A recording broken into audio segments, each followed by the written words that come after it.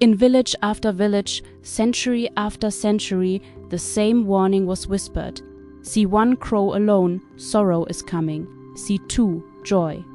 But see a crow staring at your home for too long, and many believed it meant someone inside was about to die. This fear wasn't random. It stretched across continents, from European graveyards to Native American legends to ancient Norse mythology.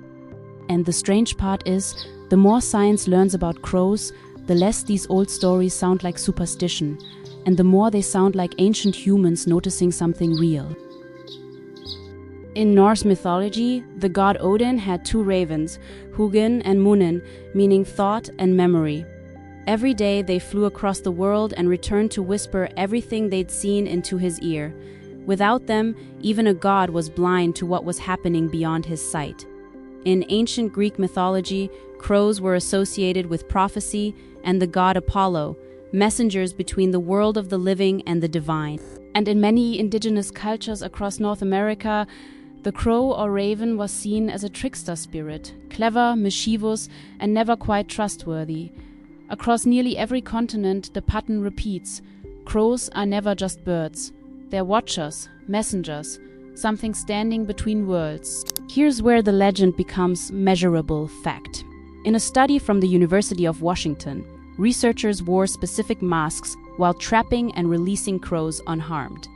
Years later, even after the researchers changed clothes, changed locations, and walked through campus normally, crows would scold and mob anyone wearing that same mask. The crows hadn't just remembered a threat.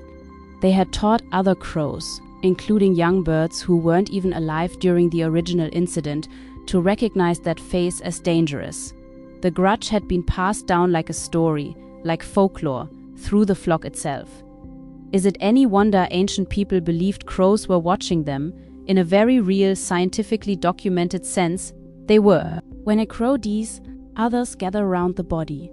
A behavior researchers have observed repeatedly enough to nickname it a crow funeral. For years, scientists debated why. Some early theories suggested simple curiosity, but more recent research suggests something closer to risk assessment crossed with social learning.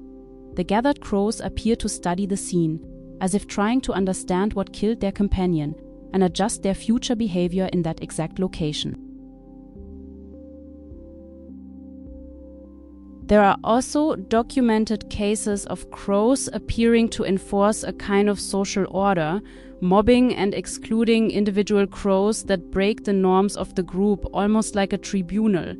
Whether or not we call it justice, it's a level of social complexity most people never expect from a bird in a parking lot.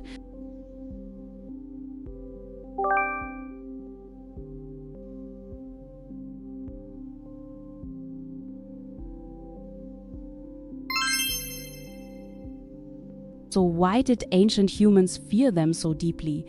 Likely because crows are scavengers, drawn to death, disease, and battlefields long before humans arrived to bury the dead.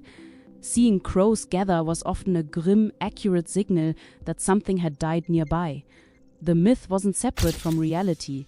It was built directly on top of it.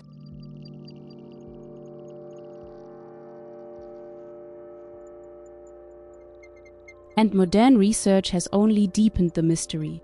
Crows have been shown to solve multi-step puzzles, use and even manufacture tools, and pass the mirror self-recognition test that only a small number of species on Earth can pass.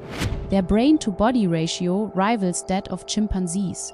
The old stories called them omens. Science now calls them one of the most cognitively advanced animals alive. Maybe the crow was never something to fear. Maybe it was something ancient humans simply didn't have the science to explain. A bird intelligent enough to remember, to teach, to seemingly mourn. The omen was never really about death. It was about how closely they were watching us the entire time. If this video gave you chills, or changed how you look at the next crow you see, subscribe. We dig into the strangest, most misunderstood corners of the animal kingdom every week. And tell me in the comments, do you think crows actually remember human faces this well? I'll be reading.